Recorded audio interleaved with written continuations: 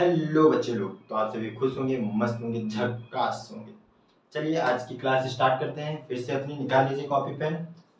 एक छोटी सी कोटेशन है क्या कि life has two rules. Life के दो नियम है। पहला नियम है, जो आपने दृढ़ निश्चय कर लिया, जो आपने डिटरमाइंड कर लिया, उसे नेवर क्वाइट, उसे छोड़िए मत। जब तक पूरा मत कर लीजिए तब तक छोड़िए मत। और दूसरा रूल क्या है कि ऑलवेज रिमेंबर रूल 1, हमेशा पहले रूल को ध्यान रखना है। इतनी बात समझ में आ गई। जो आपने दृढ़ निश्चय कर लिया उसे छोड़ना नहीं है। और दूसरा रूल है कि ऑलवेज रिमेंबर रूल 1, हमेशा पहले रूल को क्या करना है, ध्यान रखना है।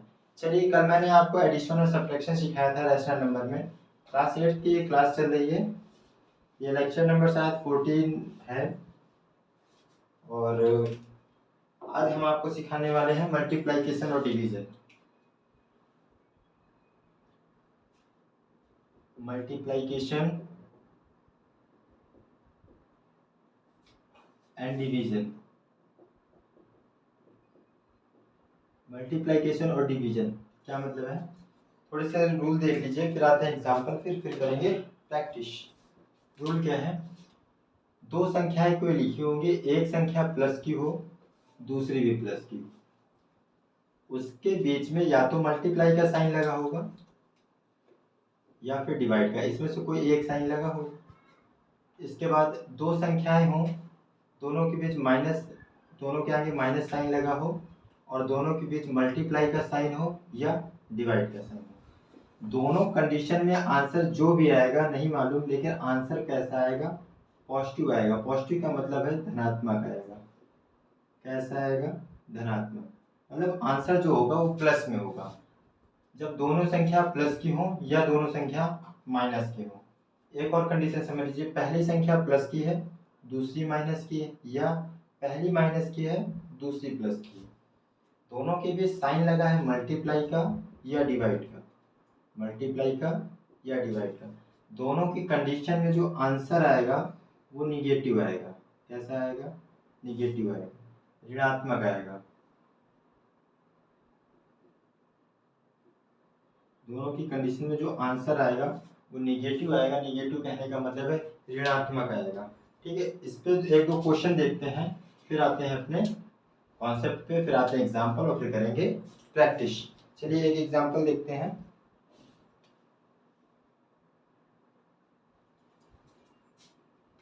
मान लीजिए लिखा है 3/5 मल्टीप्लाई माइनस का 7/8। हमने कहा एक संख्या माइनस की हो, ये वाली संख्या माइनस की है और ये वाली संख्या प्लस की, आंसर कैसा आएगा, निगेटिव आएगा। ये तो कंफर्म हो गया। 3 का 7 से करेंगे मल्टीप्लाई 21, 5 का 8 से करेंगे 40, यही हमारा क्या हो गया, आंसर हो गया। मैं यहाँ बताना ये चाहता हूँ कि साइन का विशेष ध्यान रखना है। एक संख्या अगर डिफरेंट साइन होंगे तो आंसर निगेटिव होगा, और सेम साइन होंगे तो आंसर पॉजिटिव होगा। एक क्वेश्चन और करते हैं मल्टीप्लाई के विषय में। क्या है कि -13/5 मल्टीप्लाई -10। देखिए ये भी माइनस का है, ये भी माइनस का है। जब दोनों माइनस के हों, बीच में मल्टीप्लाई या डिवाइड का साइन लगा, मल्टीप्लाई पे लगा, तो इस कंडीशन में आंसर आएगा पॉजिटिव। कैसा आएगा, प्लस का आएगा। 13 10 जा कितना होता है, 130/5। आप काटना चाहें तो यहाँ से काट भी सकते थे। 5 1 जा 5, 5 2 जा 10, 13 2 जा 26, वो भी प्लस का आंसर आएगा। इतनी बात समझ में आ गई प्लस के सवालों में, मल्टीप्लाई के क्वेश्चंस में। एक दो क्वेश्चंस और देखते हैं, इतना नोट डाउन कर लीजिए, हो गया होगा, या स्क्रीनशॉट ले लीजिए। इसके आगे बढ़ते हैं जरा।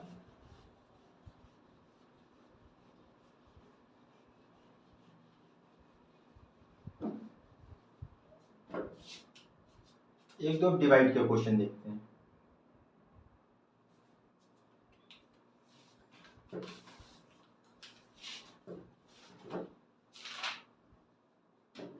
एक क्वेश्चन है 4/9 divide by -5/12। 4/9 divide by minus का 5/12।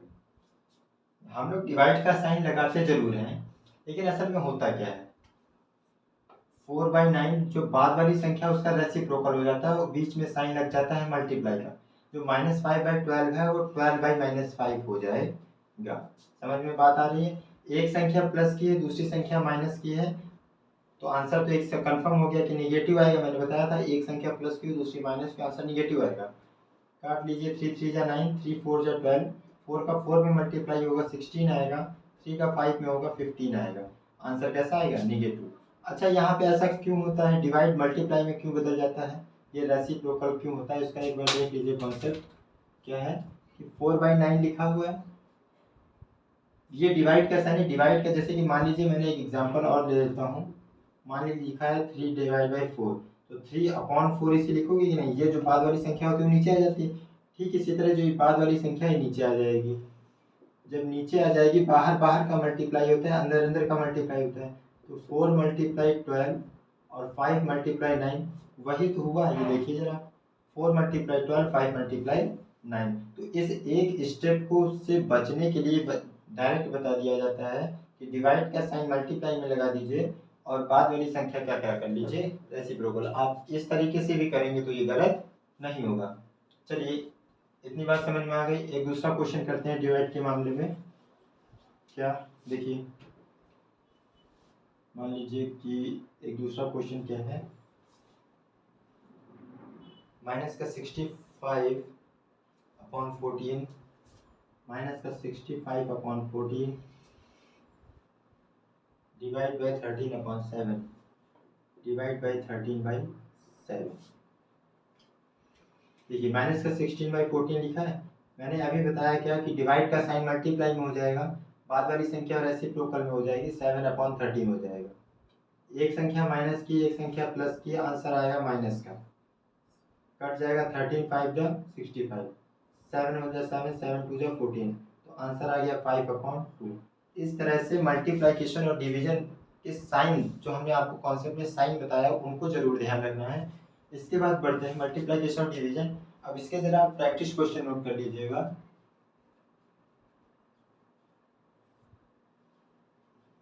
मैं मल्टीप्लिकेशन और डिवीजन के प्रैक्टिस क्वेश्चन दे दे रहा हूँ।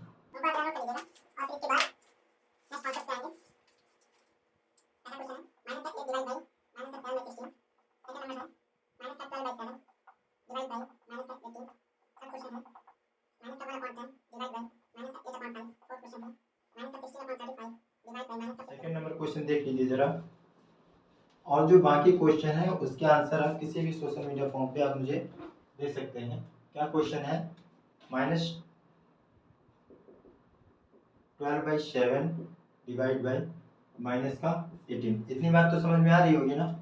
-12/7 और 18 की जगह कुछ नहीं बन मान सकते हैं। मान लीजिए -12 ऐसे रहने दीजिए 7, डिवाइड की जगह मल्टीप्लाई, माइनस का 18/1 है, इसे 1/18 कर लीजिए, वो भी माइनस। मैंने बताया था कि जब दोनों माइनस के हैं तो आंसर आएगा पॉजिटिव। 12 का 1 काटना हो तो काट लीजिए, 6 2 जा 12, 6 3 जा 18, 2 का 1 में मल्टीप्लाई होगा 2 आएगा, 7 का 3 में होगा 20 बनाएगा। ध्यान रखना है ये माइनस का, ये माइनस का, आंसर आएगा प्लस का। इस तरह से डिवाइड के क्वेश्चन की आप प्रैक्टिस कर लीजिएगा। इनके आंसर आप कमेंट सेक्शन या किसी भी इंस्टा फॉलो या टेलीग्राम या व्हाट्सएप लिंक पे हमें दे सकते हैं। ये तो हो गए डिवाइड के क्वेश्चंस के प्रैक्टिस क्वेश्चन। जरा मल्टीप्लाई क्वेश्चन, जो मल्टीप्लाई कॉन्सेप्ट है उसके जरा प्रैक्टिस क्वेश्चन नोट कर लीजिएगा। उसके रिप्लाई लीजिए।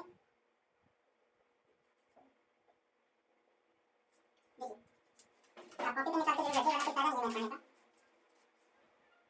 पहला क्वेश्चन है -9/4 सेकंड क्वेश्चन है -6/11 मल्टीप्लाई -5/3। थर्ड क्वेश्चन है -2/3 मल्टीप्लाई 6/7। फोर्थ क्वेश्चन है -12/5 मल्टीप्लाई 10/-3। फाइव क्वेश्चन है 25/-9 मल्टीप्लाई 3/-10। सिक्स क्वेश्चन है 5/-18 मल्टीप्लाई -9/20। सेवन क्वेश्चन है -13/5 मल्टीप्लाई -25/26। इसका क्या आंसर आ जाएगा? रिप्लाई करिएगा, वरना फिर कोई फायदा नहीं है मैथ बनाने का। आपने जो अगर इसमें लेक्चर देखा सोचा कि पूरी मैथ आ जाएगी, मैथ देखा था तो जब तक आप प्रैक्टिस नहीं करेंगे तब तक आपको आने वाला नहीं है। -7/6 मल्टीप्लाई 24 और एक्स नंबर क्वेश्चन है 7/24। भूलिएगा साइन का। देखिए, मल्टीप्लाई करना मैं आपको नहीं सिखा रहा हूँ, मैं आपको मेन चीज़ सिखा रहा हूँ कि आपको साइन ध्यान रखना है। ऊपर ऊपर का मल्टीप्लाई होता है, एक माइनस का है, एक संख्या माइनस की, एक संख्या प्लस की, आंसर आएगा माइनस का। उन कॉन्सेप्ट्स को नहीं भूलना है। इस तरह से हमने एडिशन, मल्टीप्लिकेशन, डिवीजन और सब्ट्रैक्शन देख लिया। अब इस तरह से आप स्क्रीनशॉट ले लीजिए। मैं जरा किनारे हट जाता हूँ, आप जरा स्क्रीनशॉट ले लीजिए।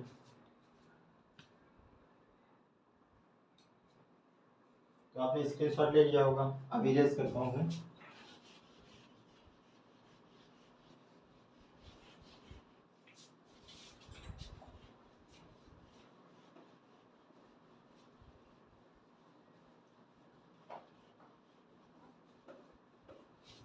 चलिए इसके आगे बढ़ते हैं। अब जरा प्रॉपर्टीज देख लेते हैं। प्रॉपर्टीज बढ़ाने का थोड़ा सा अलग तरीका है। किस तरह से मैं पढ़ाने वाला हूँ थोड़ा समझ लीजिए। आपको मैथमेटिक्स में 4 ऑपरेशन मेन बताए गए। मेन 4 ऑपरेशन कौन कौन से होते हैं? एक प्लस, एक माइनस, एक मल्टीप्लाई और एक डिवाइड। इन्हें ऑपरेशन, ऑपरेशन की हिंदी होती है सक्रिया। मतलब इन 4 चिन्हों का विशेष रूप से मैथ में प्रयोग दिखाया गया है। ठीक है, अब इसके आगे बढ़ते हैं। अब हमें प्रॉपर्टी सीखनी है, इसकी भी सीखनी है, इसकी सीखनी है, इसकी सीखनी है, इसकी सीखनी है। तो देखिएगा किस तरह से मैं आपको बता रहा हूँ। यहाँ डालिए प्रॉपर्टीज, यह डाल लीजिए प्रॉपर्टी नेम। ठीक है, एक लाइन खींचिए, फिर लिखिए एडिशन, फिर एक लिखिए सब्ट्रैक्शन,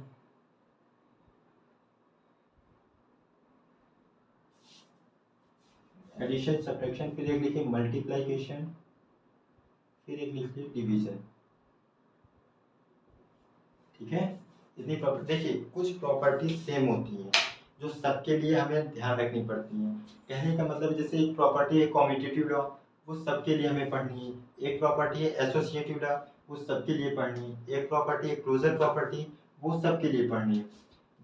ये 3 प्रॉपर्टीज ऐसी हैं जो हमें तीनों में पढ़नी पड़ती हैं। तो वो सारी प्रॉपर्टीज मैं साथ में पढ़ा देता हूँ। इसके बाद फिर से एक एडिशन पे आएंगे, और एडिशन के लिए जो स्पेसिफिक प्रॉपर्टीज हैं, मतलब जो कुछ अलग से हैं, उनको अलग से पढ़ लेंगे। फिर सब्ट्रैक्शन पे आएंगे, जो कुछ अलग से हैं तो अलग से पढ़ लेंगे।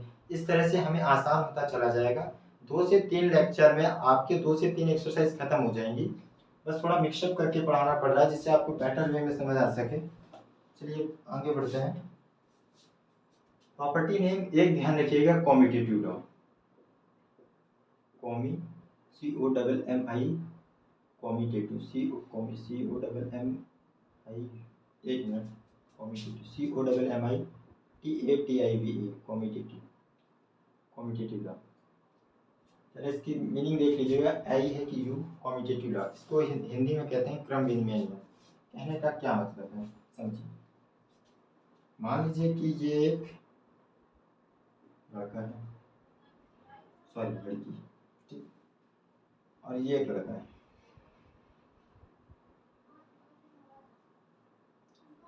और इनके बीच हैंडशेक हो रहा है। हैंडशेक मतलब हैंडशेक तो सॉरी, ये तो और कुछ मैंने शेक करा दिया। ये मान लीजिए इनके बीच हैंडशेक हो रहा है, ये एक दूसरे से हाथ मिला रहे हैं, हाथ मिला रहे हैं। अब बॉय है ये गर्ल है। चाहे तो ये इधर से हैंड मिलाए, हैंड शेक करें, चाहे तो एक कंडीशन हो सकती है कि गर्ल इधर खड़ी हो और बॉय इधर खड़ा हो जाए, फिर ये लोग हैंड शेक करें तो भी कोई फर्क नहीं है, बात तो वही है। कॉम्पिटिटिव लॉ एक तरह से ऐसे ध्यान रख सकते हैं इस बॉय और गर्ल के कॉन्सेप्ट को। हम हैंड किसी तरफ से भी शेक करें, हाथ किसी भी तरफ से मिलाएं, चाहे इधर से मिलाएं और फिर चाहे इधर से मिलाएं, मेन पोजीशन है कि जो मेन चीज है हाथ मिलाना, हैंडशेक करना, उस पर कोई फर्क नहीं पड़ रहा है। ठीक उसी तरह से कॉम्पिटिटिव लॉ जो होता है, कोई भी ऐसा काम जो हम दोनों तरफ से कर सकें उसे कहते हैं कॉम्पिटिटिव लॉ। एग्जाम्पल के लिए जरा बात समझिएगा, कॉम्पिटिटिव लॉ किसे कहते हैं? कोई भी ऐसा काम जिसको किसी भी तरफ से किया जाए, उसके आंसर पे कोई फर्क ना पड़े, उसे कॉम्पिटिटिव लॉ कहते हैं। एक एग्जाम्पल समझते हैं। आप 5 में 3 जोड़िए तब भी 8 आएगा, या 3 में 5 जोड़िए तब भी 8 आएगा। तो इसकी पोजीशन आप दोनों तरफ से कर सकते हैं। आप नॉर्मल पोजीशन और रिवर्स पोजीशन दोनों में कर सकते हैं। 5 + 3 भी 8 आता है और 3 + 5 भी 8 आता है। तो कॉम्पिटिटिव लॉ एडिशन में क्या होता है? ट्रू होता है। कॉम्पिटिटिव लॉ क्या? कोई भी ऐसा काम जो दोनों तरफ से किया जा सके और उसके आंसर में परिवर्तन ना हो, उसे कॉम्पिटिटिव लॉ कहते हैं। इसमें ऐसे लिख देंगे a + b बराबर होता है b + a के। लेकिन सब्ट्रैक्शन में ये रूल काम नहीं करता, क्योंकि 5 माइनस 3 करोगे तो 2 आएगा, और 3 माइनस 5 करोगे तो माइनस का 2 आएगा। आंसर में फर्क पड़ गया। तो सब्ट्रैक्शन के लिए जो है कॉम्यूटेटिव लॉ फॉल्स है। कैसा है? फॉल्स है, क्योंकि a माइनस बी जो है नहीं इक्वल है b माइनस ए के। a minus B is not equal to b minus A. लेकिन मल्टीप्लाई क्वेश्चन में जरा देखते हैं, मान लीजिए 6 लिखा है, 6 का 5 में मल्टीप्लाई करें तो भी 30 आएगा, और 5 में 6 का मल्टीप्लाई करें तो भी 30 आएगा। मतलब कॉम्यूटेटिव लॉ मल्टीप्लाई के लिए क्या है? ट्रू है। मतलब a मल्टीप्लाई b बराबर होता है b मल्टीप्लाई a के। जरा और समझिए डिवीजन में, मान लीजिए 3/2 लिखा है, आंसर आएगा 1.5। 2/3 लिखा है, आंसर आएगा 0.66 करके। तो आंसर मतलब यहाँ पे क्या है कि बदल जा रहा है। तो a डिवाइड, इस डिवीजन के लिए क्या हो गया? कॉम्यूटेटिव लॉ फॉल्स होता है, क्योंकि a divide b is not equal to b/a। ध्यान रखिएगा, कॉम्यूटेटिव लॉ किसके किसके लिए सत्य है? एडिशन के लिए सत्य है और मल्टीप्लिकेशन के लिए सत्य है।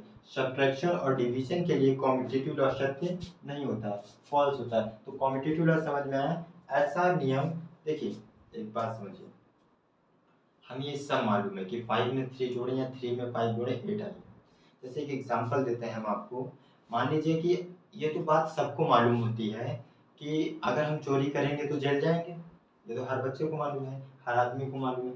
लेकिन जो पढ़ा लिखा व्यक्ति है, जो पढ़ा लिखा व्यक्ति जैसे जो IAS IPS है, वो ये आपको बता देंगे कि किस धारा के अंतर्गत आप जेल जाने वाले हैं। तो ठीक उसी तरह से ये तो सबको मालूम है कि a प्लस बी बराबर होगा b प्लस ए, लेकिन इस नियम को कहते क्या है? इस नियम को कहते हैं कॉम्यूटेटिव लॉ। इस नियम को कहते हैं कॉम्यूटेटिव लॉ। इसके बाद आते हैं नेक्स्ट लॉ पे अपने, उसका नाम है एसोसिएटिव लॉ। क्या नाम है? Associative law. कॉम्यूटेटिव लॉ हो गया, इसकी स्पेलिंग सुधार लीजिएगा, आई की जगह यू है, ठीक है? कॉम्यूटेटिव लॉ हो गया। अब जरा पढ़ते हैं एसोसिएटिव लॉ। ये मैं 3 लॉ पढ़ा रहा हूँ, ये तीनों लॉ जो हैं कंपेयरिंग करके पढ़ा रहा हूँ, जिससे आप भूले ना, अलग अलग नहीं पढ़ाना पड़ रहा है। फिर इसके बाद एडिशन में प्रॉपर्टीज लगभग 5 से 6 हैं। 3 प्रॉपर्टी यहाँ इसलिए पढ़ा दी क्योंकि ये एक दूसरे के कंपेरिजन में, 1 से 2 से 3 प्रॉपर्टी और हैं, वो मैं स्पेसिफिक प्रॉपर्टीज में भी फिर से पढ़ाने वाला हूँ। चलिए एसोसिएटिव लॉ क्या होता है? एसोसिएटिव लॉ का मतलब क्या है देख लीजिए जरा। ये कॉम्यूटेटिव लॉ का अपग्रेड है, अपग्रेड मतलब अपडेट है।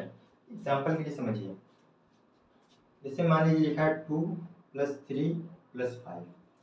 आप पहले इन दोनों को जोड़ लीजिए, फिर इसको जोड़िए, वही आंसर आएगा। या आप ऐसा करिए, पहले इन दोनों को जोड़ लीजिए, फिर इसको जोड़िए, 3 5 जोड़ेंगे 8, तो भी आंसर वही आएगा।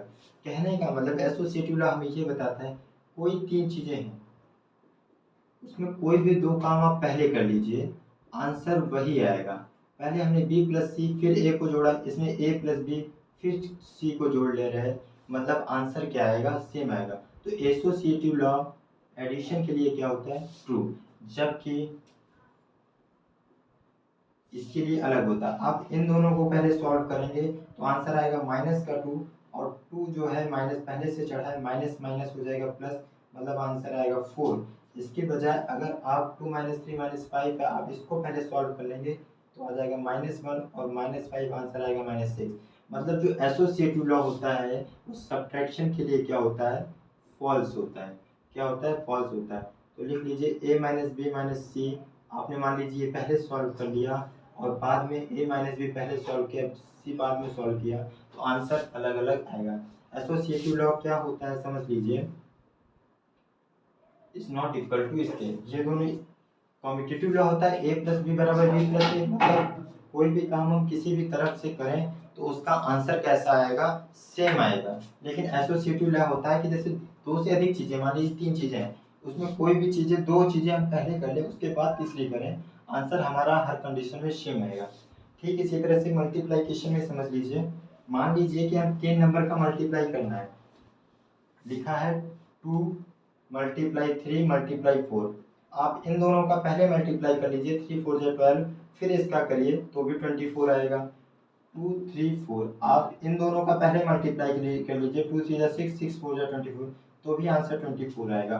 मतलब कि एसोसिएटिव लॉ भी मल्टीप्लाई के लिए क्या होता है, सत्य होता है। A multiply B multiply C है, इन दोनों को आप बराबर होगा A multiply B multiply C के। अच्छा डिवीजन में जरा देख लेते हैं, डिवीजन में क्या देखना है देखिएगा, डिवीजन के लिए ये फॉल्स होता है। कैसे फॉल्स होता है देखिए, मान लीजिए 8 डिवाइड बाई 6 डिवाइड बाई 2, आप अगर इन दोनों को पहले सॉल्व कर रहे हैं, 2 3 जा 6, 3 का 8 में डिवाइड करेंगे तो लगभग 2 पॉइंट करके समथिंग समथिंग आंसर आएगा। अगर आप पहले आपने इन दोनों को सॉल्व किया था, अगर आप इसको सॉल्व कर लेंगे तो इसका आंसर 0 पॉइंट करके कुछ आएगा। तो ये अलग अलग आंसर आएंगे, मतलब इसके लिए भी क्या है, फॉल्स है। A divide B divide C is not equal to A divide B divide C. कहने का मतलब क्या है, एसोसिएटिव फिर से ज़रा प्यार से समझ लीजिए। आपको कोई 3 डिजिट्स या दिए होंगे, जब 3 डिजिट होंगे उसमें कोई भी 2 काम आप पहले कर लो, एक बाद में करो, तो उसका अगर आंसर फर्क नहीं पड़ता, आंसर नहीं बदलता, तो वो होता है एसोसिएटिव लॉ। एसोसिएटिव लॉ किसके लिए सत्य है, जिसके लिए कॉम्यूटेटिव लॉ सत्य है उसी के लिए एसोसिएटिव लॉ भी सत्य है। एडिशन और मल्टीप्लिकेशन के लिए एसोसिएटिव लॉ सत्य है, ट्रू है, जबकि सब्ट्रैक्शन और डिवीजन के लिए क्या है, एसोसिएटिव लॉ फॉल्स है। जरा एक चीज और देखिएगा, एक और कॉन्सेप्ट देख लेते हैं, इसके बाद बढ़ते हैं अपने नेक्स्ट क्लास में। अब एक समझ लीजिए क्लोजर प्रॉपर्टी। क्लोजर प्रॉपर्टी कहते हैं, क्लोजर प्रॉपर्टी कहने का मतलब है कि किन्हीं दो रैशनल नंबर को जोड़ने पे क्या आंसर एक रैशनल नंबर आता है। हाँ, तो क्लोजर प्रॉपर्टी एडिशन के लिए सत्य। कैसे, क्लोजर प्रॉपर्टी का मतलब है किन्हीं दो रैशनल नंबर के बीच काम किया जाए और आंसर जो आए वो भी एक रैशनल नंबर है। समझिएगा, अगर दो रैशनल नंबर को जोड़ा जाए, सपोज दैट एक रैशनल नंबर 0 है दूसरा 2 है, इन दोनों को जोड़ोगे आंसर आएगा 2, ये भी एक रैशनल नंबर है। या मान लीजिए -3 है, एक रैशनल नंबर -3/6 है, दूसरा रैशनल नंबर 2/5 है, इनको जब आप जोड़ोगे तो भी आंसर एक रैशनल नंबर आएगा। क्लोजर प्रॉपर्टी क्या होती है कि किन्हीं भी दो रैशनल नंबर के बीच काम किया जाए, प्लस किया जाए, माइनस किया जाए, मल्टीप्लाई किया जाए, डिवाइड किया जाए, जो आंसर आए वो भी एक रैशनल नंबर है। क्या एडिशन में दो रैशनल नंबर को जोड़ा जाएगा तो आंसर एक रैशनल नंबर आएगा? हाँ बिल्कुल आएगा। क्या सब्ट्रैक्शन में दो रैशनल नंबर को घटाया जाएगा तो एक आंसर एक रैशनल नंबर आएगा? हाँ, कोई भी आप दो संख्या ले लीजिए, -8 है, मान लीजिए लिखा 6, उसमें से 5 घटा लीजिए, आएगा आंसर 1, तो 1 भी तो एक रैशनल नंबर है। मतलब क्लोजर प्रॉपर्टी जो है सब्ट्रैक्शन के लिए भी क्या है, ट्रू है। तो एक ऐसे लिख दिए, rational number plus rational number is equal rational number, rational number minus rational number is equal rational number. Multiplication के लिए क्या है, मल्टीप्लिकेशन के लिए भी प्रॉपर्टी सत्य है, ट्रू है। क्यों, आप किन्हीं भी दो रैशनल नंबर का मल्टीप्लाई करा लीजिए, आंसर एक रैशनल नंबर ही आएगा। आप कोई भी ले लीजिए, एग्जाम्पल के लिए हमने ले लिया 3/6 एक रैशनल नंबर है, मल्टीप्लाई 5/2 करा रहे हैं, तो आंसर 15/12 आएगा, ये भी तो एक रैशनल नंबर ही है। डिवीजन के लिए भी ट्रू है। a/b मान लीजिए कोई रैशनल नंबर है, उसमें c/d का हम डिवाइड करें तो आंसर एक रैशनल नंबर आएगा। लेकिन इसके लिए एक एक्सेप्शन है, एक अपवाद है। वो क्या अपवाद है, हमने आपको रैशनल नंबर की जब डेफिनेशन सिखाई थी तो एक बात बताई थी, डेफिनेशन सिखाते समय एक बात ये बताई थी कि रैशनल नंबर वह होता है, p/q के रूप में लिखा हर एक नंबर रैशनल नंबर होता है, लेकिन q should not be 0, q कभी भी 0 नहीं होना चाहिए। अगर आप ये नहीं जानते हो तो आप हमारा पहला लेक्चर देख लीजिए, जिसमें हमने आपको रैशनल नंबर की डेफिनेशन बताई थी। तो यहाँ पे बस एक एक्सेप्शन है, एक अपवाद है, एक्सेप्शन नोट कर लीजिएगा क्या, कि c/d should not equal to 0, should not equal to 0। ठीक है, आपको पूरी तरह से दिखाई दे रहा होगा। तो हमने अभी इसमें क्या पढ़ा, हमने प्रॉपर्टीज पढ़ी। प्रॉपर्टीज ये वो 3 प्रॉपर्टी थी जो हमें तीनों के लिए पढ़नी ही पड़ती हैं, हमें चारों ऑपरेशन के लिए पढ़नी ही पड़ती हैं। अब कुछ प्रॉपर्टीज और हैं, आप इनका स्क्रीनशॉट ले लीजिए। आप 1C 1D 1E जब आप अपनी एक्सरसाइज देखेंगे तो उसमें सारे क्वेश्चन बाकी हैं वो प्रॉपर्टीज बेस्ड हैं। अभी हो सकता है थोड़ा सा लिटिल बिट समझ में आए, थोड़ा सा कम समझ में आए। इस पे बेस्ड में जब क्वेश्चन कराऊंगा इसके नेक्स्ट लेक्चर में तो आपको बेटर वे में समझ में आएगा। इन प्रॉपर्टीज को समझ लीजिएगा। कॉम्पिटिटिव लॉ किसके लिए ट्रू है? एडिशन और मल्टीप्लिकेशन के लिए। एसोसिएटिव लॉ किसके लिए ट्रू है? एडिशन और मल्टीप्लाई के लिए। क्लोजर प्रॉपर्टी किसके लिए सबके लिए ट्रू है। बस डिवीजन के क्वेश्चन में एक एक्सेप्शन है। क्या एक्सेप्शन है? कि C अपॉन डी है is not equal to 0। C upon D जो है इक्वल के 0 नहीं होना चाहिए। कॉम्पिटिटिव लॉ क्या कहता है कि कोई भी ऐसा काम जो दोनों तरफ से किया जाए और उसका आंसर ना चेंज हो, वो इसका मतलब है वहां पे कॉम्पिटिटिव लॉ काम कर रहा है। एसोसिएटिव लॉ क्या कहता है कि कोई तीन चीजें हैं जिनके बीच काम किया जा रहा है, उनमें कोई भी दो काम पहले करें, तीसरा काम बाद में करें और उनका आंसर चेंज ना हो तो वहाँ एसोसिएटिव लॉ होता है। क्लोजर प्रॉपर्टी हमें क्या बताता है कि किन्हीं भी दो रैशनल नंबर, जब क्लोजर प्रॉपर्टी हम इंटीजर के बारे में पढ़ेंगे तो कहेंगे किन्हीं भी दो इंटीजर, ठीक है। अभी हम पढ़ रहे हैं रैशनल नंबर के लिए प्रॉपर्टी, तो क्लोजर प्रॉपर्टी बताती है किन्हीं भी दो रैशनल नंबर के बीच काम किया जाए लेकिन आंसर एक रैशनल नंबर आए, इसका मतलब है वहां पे क्लोजर प्रॉपर्टी लग रही है। आप इसका स्क्रीनशॉट ले लीजिए, अभी नोट कर लीजिए। इसका सही से यूज अगले लेक्चर में समझ में आएगा। अगर आपके अंदर धैर्य है तो आप जरूर बने रहिए। रियल में अगर आप मैथ पढ़ना चाहते हैं, आप कोचिंग वगैरह कहीं नहीं पढ़ रहे हैं, आपको पढ़ने की जरूरत भी नहीं है, थोड़ा सा समय लगेगा। आप कॉपी पेन एक अच्छी सी बना लीजिए, 10-15-20 रुपए की कॉपी ले लीजिए और जो मैं प्रैक्टिस क्वेश्चन देता हूँ उसको सॉल्व जरूर करिए। अगर आपको उससे रिलेटेड सॉल्व नहीं आ रहा है, मैं कॉन्सेप्चुअल बेस से पढ़ाने की कोशिश कर रहा हूँ। देखिए प्रैक्टिस आप जितनी करेंगे सवाल तो खत्म नहीं हो जाएंगे। हमने जितने सवाल दिए ऐसा तो नहीं वो खत्म है सवाल, वो लिमिटेड तो हमने कुछ सवाल दे दिए जिससे कि आपको प्रैक्टिस हो जाए। फिर भी आप विश्वास मानिए कि अगर जितनी मैं प्रैक्टिस कराते चल रहा हूँ उतनी आप अगर करते चल रहे हैं तो आपको किसी बुक की ज़रूरत है नहीं। इससे रिलेटेड मैं इतने क्वेश्चंस करा दूंगा प्रॉपर्टी से रिलेटेड। ये तीन प्रॉपर्टीज ऐसी थी जो सब में काम करती हैं। फिर एडिशन के लिए एक दो प्रॉपर्टीज और हैं, सब्ट्रैक्शन के लिए एको नहीं है, मल्टीप्लिकेशन के लिए एक और है, डिवीजन के लिए एक दो और है, वो स्पेसिफिक कंडीशन में पढ़ेंगे। इतना आप इसके साथ ले लीजिए। इसके बाद मिलते हैं नेक्स्ट लेक्चर में। Thank you, bye bye.